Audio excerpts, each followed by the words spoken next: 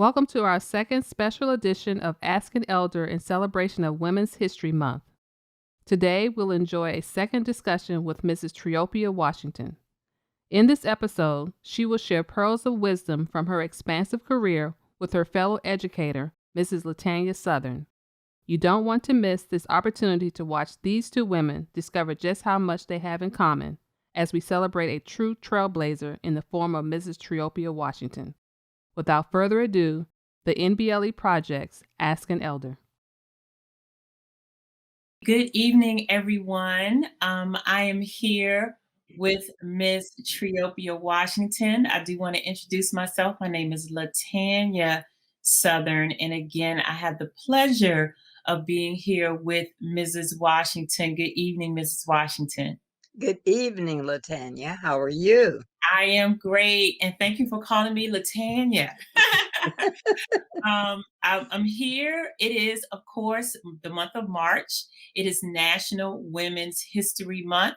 And we had the pleasure of encountering the presence of Miss Washington last month.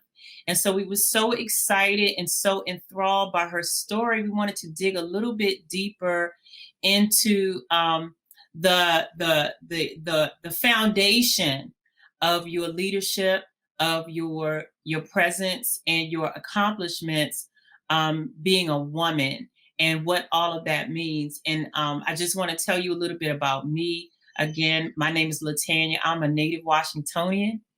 I grew up in Washington, D.C. I'm an educator. Like you, I taught kindergarten for many, many years. And I'm now a principal of a K through 8 school working on getting my doctorate. I did get my administrative certificate from the Bowie State University, and I found that we have some touch points at Bowie and some common people that we know. So I'm very excited, and I'm also a National Board Certified Educator.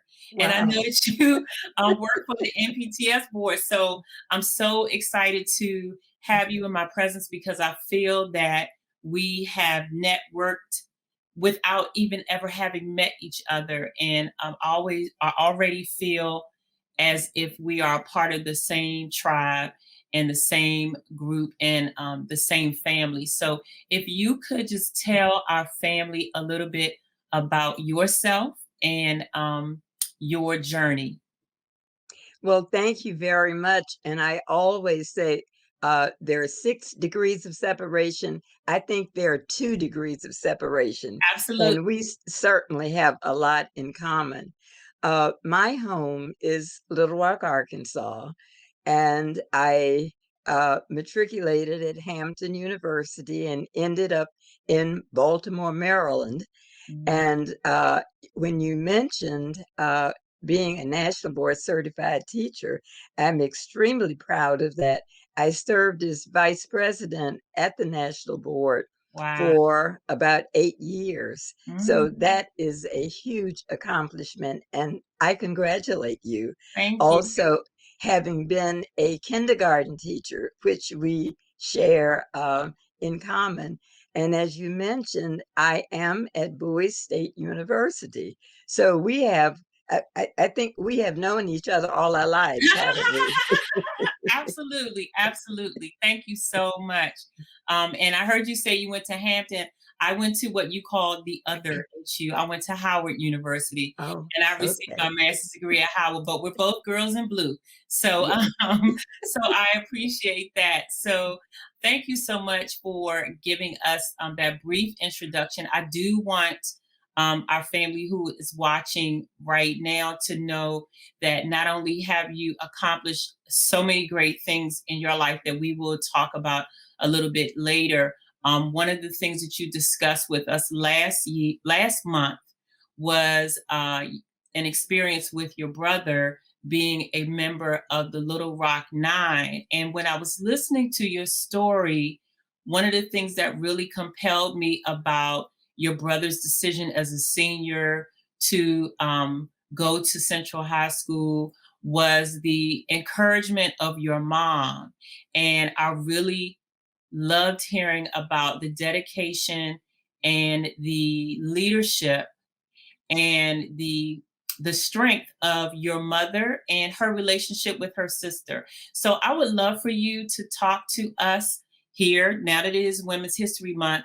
I really believe that our community specifically has to do more to focus on women being the foundation of our community to some extent, and having done so many things to help move things along. You even discussed Daisy Bates and how the students, when they weren't able to get into the school, everyone went over to Miss Daisy's house. But I really would like for you to talk to us about your mom. Give us a little bit about her history, her journey into womanhood, as much as you can articulate, and also her relationship with her sister and what that dynamic was like as you watched them as a young child. Thank you very much for this opportunity. It is very appropriate that this is Women's Month. And I guess the two women who were most influential in my life were my mother and my aunt. I was named for my aunt. There were only two siblings, my mother and her sister. My birthday is actually 5 minutes. I was born 5 minutes after her birthday. So I became little Triopia and she was a big Triopia. Got it. But when you talked about my brother, I thought about my mother and aunt way back in I call them the olden days. Mhm. Um, there were segregation was alive and well. Mhm. Jim Crow was rampant. And my mother and aunt were both teachers at Dunbar High School. Mm. And in the late 40s, I think it must have been about 1949, they and a group of teachers decided to sue the Little Rock School District for Mhm. equal pay for Black teachers. Mm. Now, you can imagine back in that day, that was a pretty bold move. Mhm. Uh, and they got together, and the NAACP supported them, and the NAACP sent their lawyer to represent them, and the lawyer was Thurgood Marshall. Wow. And they actually won the suit. I remember I was very young, but I remember the discussions with my mother and aunt. And as part of that, the group of teachers collected money to pay for the plaintiff's salary because they knew she would be fired. Mm. But the other part of that, I think I was about 4 years old because my brother wasn't born then. But Mhm. when my mother said that Thurgood Marshall on one of his trips would be staying at our home Wow. and that he would be flying into Little Rock. Well, you have to remember in those days, people of planes were not the common carrier of travel. Mhm. Very unusual, and especially for a Black person or Negro, as we were known then, Mhm. to be flying. So I waited for him to land in my backyard. And I can remember standing on this stool at the back window, waiting for the plane. And the doorbell rang, and my mother said, Attorney Marshall is here. Mhm. Well, I was so disgusted with him, disappointing me because I had been waiting for him. And I think I told his son, whom I met years ago, we both served in the Clinton administration. I said, I don't think I ever forgave your father for disappointing me. But that suit was one of the first, and I understand it's one of the most successful Wow. suits. And they won. They Wow. won. Wow. And the plaintiff again was fired, but Mm. the group of teachers paid her for her salary for that year. So that was one of the things. My mother and aunt both believed that if something was right to be done, then you stood up for it. And Mm, I think that was the attitude that helped to propel my brother when he decided to become one of the students to transfer to Central High School. yes, ma'am. My mother's attitude was, if this is something you believe in, we will support you 100%. Wow. And they did. Wow. And that sounds like something that is intergenerational. You know, she passed that along to you and your brother. She had it. Do you know anything about her childhood and how she grew up? How did she become the woman that was able? How did they become the women who had enough intestinal fortitude and bravery to stand up to a school district and sue them? Who put that in them?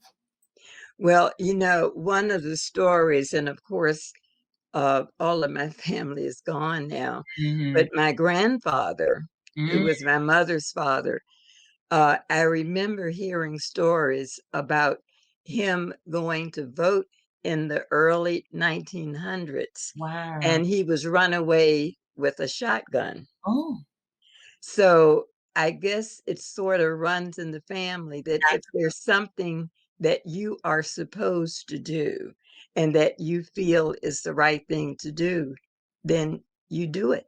wow.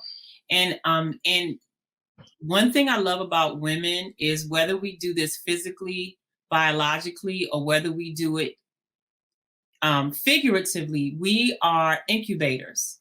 Yes. You take something small and turn it into something big, something that's living and moving forward. That's just amazing. Tell me, your mom, you said she was a teacher Yes. and she went to Wilberforce. Is that correct? That's correct. She graduated in 1924. Mhm. Mhm. And at that time, I think the requirement was for a 2-year certificate, because later, before I was born, she went to Arkansas A&M, which is now University of Arkansas at Pine Bluff, Yes. and completed her 4 years, as did my aunt. So both of them taught, and my mother majored in home economics. Now, Mm, young people don't know what that is, but I know. home ec- and she always sewed, and sewing was her hobby. So she taught clothing at the high school before, well, when I was very young. I can remember her. And there are people now who live in Little Rock who remember being taught by her. People ask me if I inherited her skill at sewing. I learned the rudiments of sewing. She Mm. taught me how to sew. And I think I ripped apart more things than I put together because she was a stickler for perfection. And I admit, even though I learned how to sew, and I'm glad I did not inherit the desire or the talent that she had. I totally understand. My mother and I are very close, and my mother also sews. She does a lot of things with her hands. She sews, Mhm. she cooks, she creates these decorations and decor.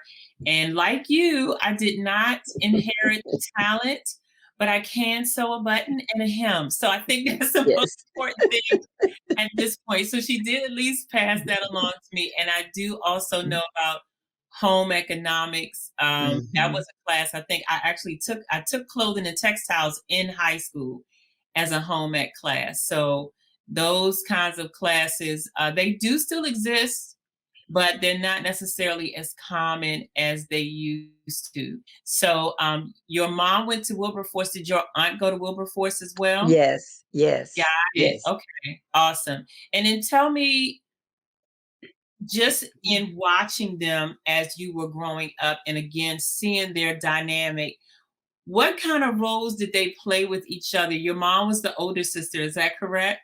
No, she was a younger. She was the younger sister, Yes, right? yes. And then you also told me that your aunt, and this is something that I think in our community we don't recognize as much because it's so present, the power of the aunt and the Mhm. power of that extended family member, and how our extended family comes around, envelops, and wraps Mhm. themselves around to support the family. You talked about some experiences that you had with your aunt where she would accompany you and she almost acted as a surrogate for your mom. Can you talk about that as well?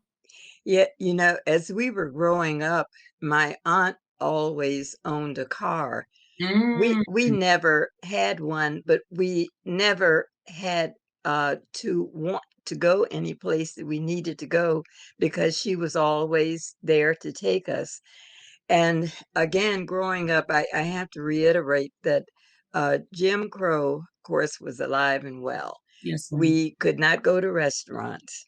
We could not go to hotels. Mm. And each summer, my aunt or my cousin, her daughter, would take me to St. Louis, Chicago, and I realize as I have matured that that was their way of providing me an opportunity to do things that I couldn't do at home. Absolutely. They never verbalized any negativity about racism or Mm, Jim Crow or segregation, but I began to realize that that's what they did. I remember my 16th birthday, my aunt took me to Chicago, and it was memorable because one of my birthday presents was to go to see Porgy and Bess at the oh, Chicago Opera House with William Warfield, Leontine Price, and Cab Calloway.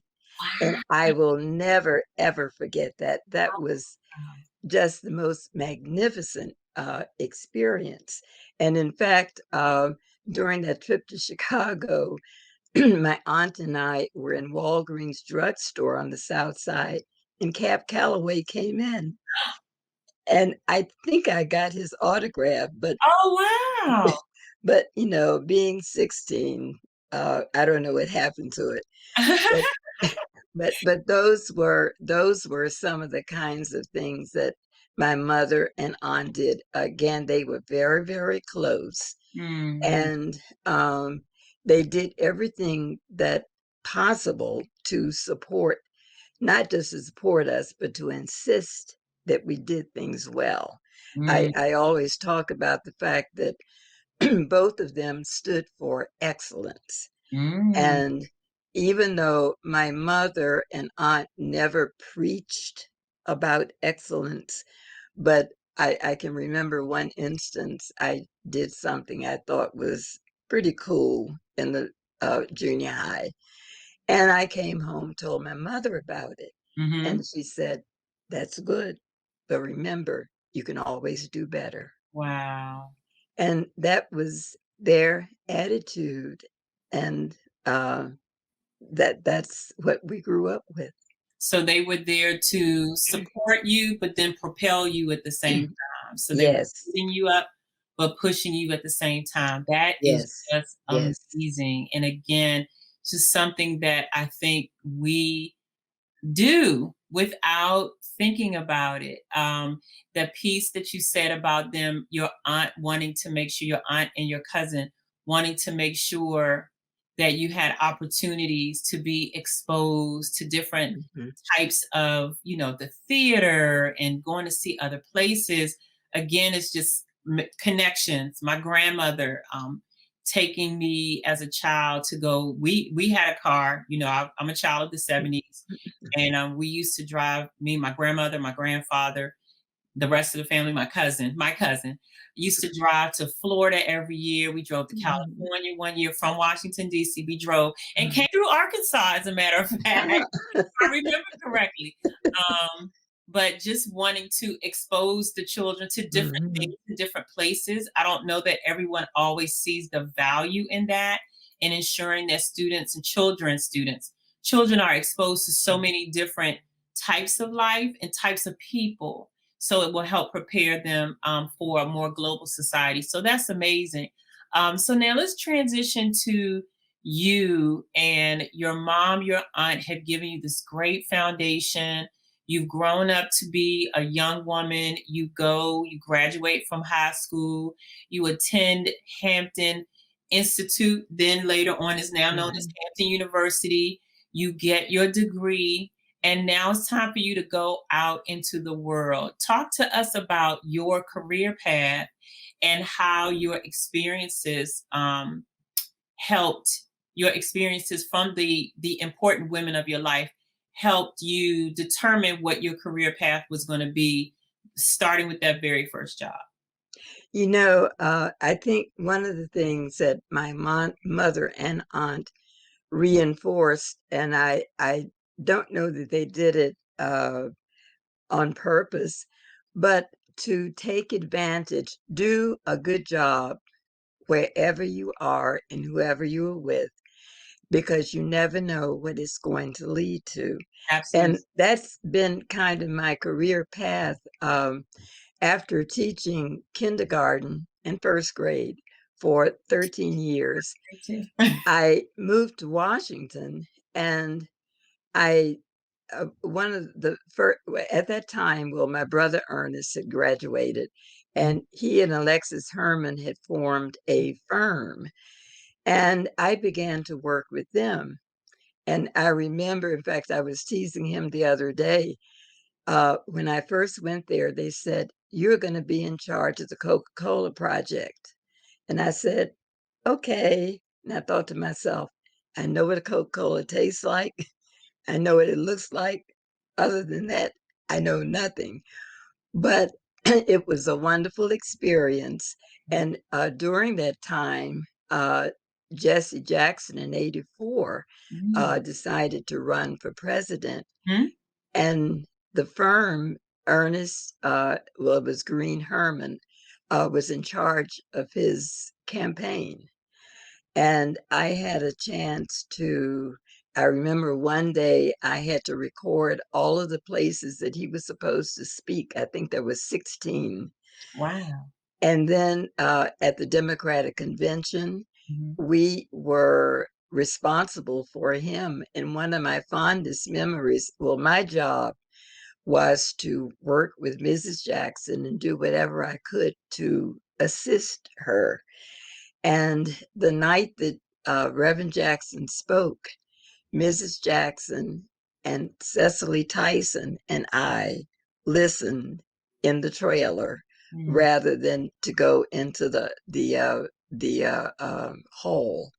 But there are so many memories that that I retained from that experience. And then again, while I was working with Ernest and Alexis, Dr. Dorothy Height, who was a good friend of Alexis, asked if I could help her with a project.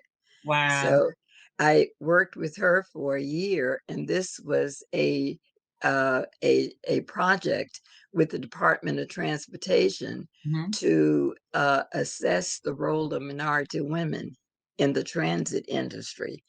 And we ended up writing a study which still exists today. Oh, wow. And while I was working with her, I remember it was during the time that that the Martin Luther King holiday was being discussed in Congress. Yeah.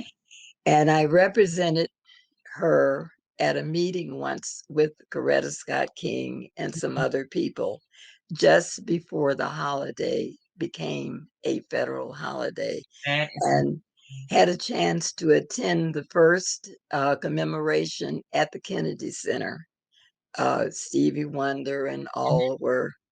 So it was, when I think back of the experiences, it's been absolutely exciting.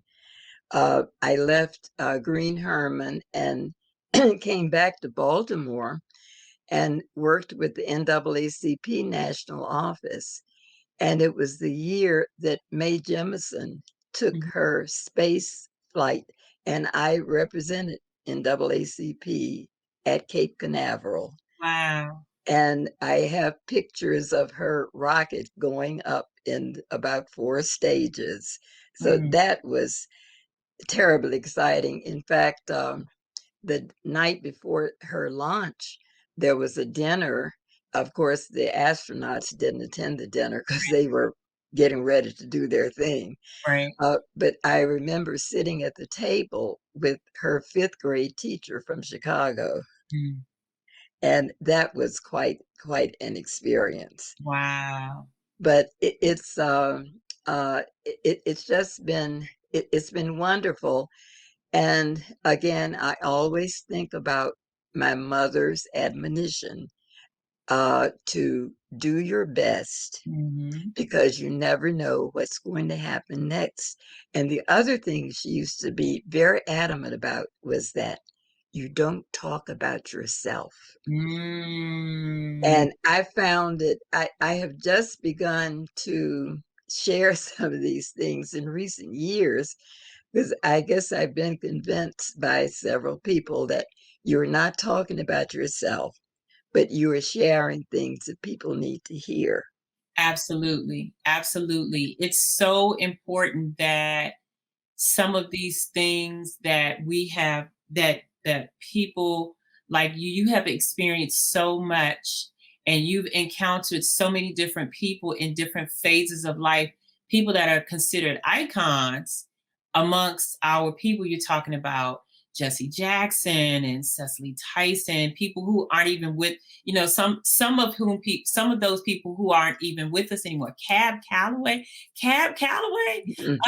um, so it's just wonderful that you feel us worthy to share this information with, to share these, what I like to call pearls of wisdom with us. And I really love hearing of the theme of excellence, how the theme of excellence has been woven basically from your childhood throughout your adulthood. And then you took that theme and kind of superimpose it on your work and ensuring that you have a spirit of excellence so that you to some extent you do stand out when you are working with other people and it's attracting them to you like a light. So I just think that that is awesome and amazing. Now as you know, as I said, I am a educator myself, and I'm thinking of ways to find out how I can get in touch with you so that I can get you to talk to my children. Um, I have a kindergarten through eighth grade school, and I have little ones, and then I have students who are moving into high school. I always want to give my scholars the opportunity to encounter people who, like yourself, have so much to sow into them and so much to pour into them so that they will know the rich legacy of people whose shoulders they stand on. And then particularly for my girls, especially my middle school girls who tend to have so many, they're very self-conscious and they have a lot of self-doubts about who they are, these beautiful multicolored children that have so much ahead of them, but they have all of this self-doubt and things of that nature. They struggle with knowing who they are and knowing their self-worth. What would you, if you had an opportunity to talk to my babies, what would you say to them about who they are and what they could be moving forward? I think one of the things that as you were talking, I was recalling an opportunity I had to talk with an 11th grade class. Mm-hmm. And I was sharing with them some of the experiences that I had growing up in the Jim Crow South. And I remember one youngster said, "Well, why did you sit in the balcony? Why did you sit in the back of the bus?" And finally I said, "Look, I don't expect you to understand, but I expect you to accept what I'm telling you Mm-hmm. because these are my experiences." And I think they need to know, perhaps, or at least hear from people who had those kinds of experiences.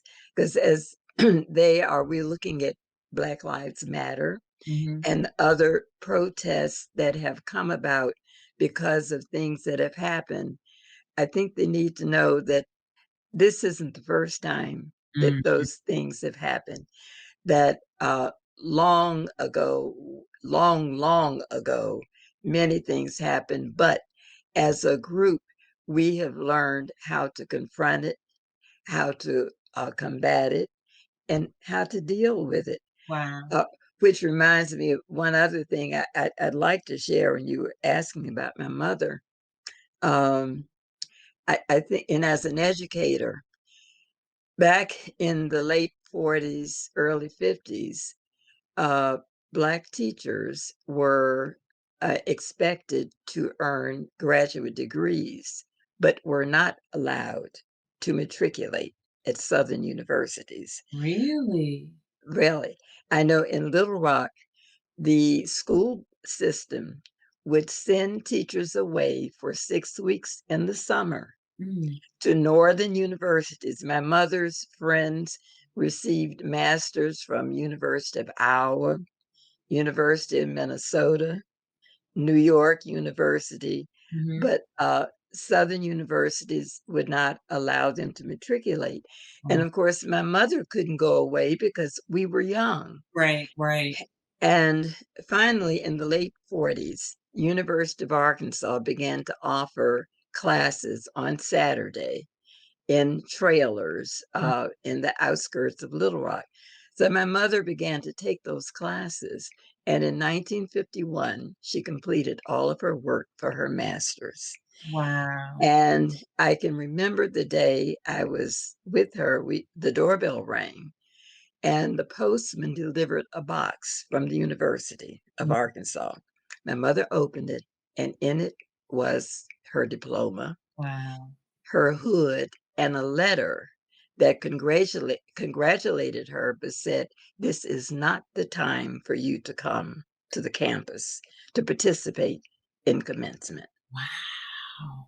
And I remember my mother, as I said, my mother never complained about things, but she read the letter and handed it to me.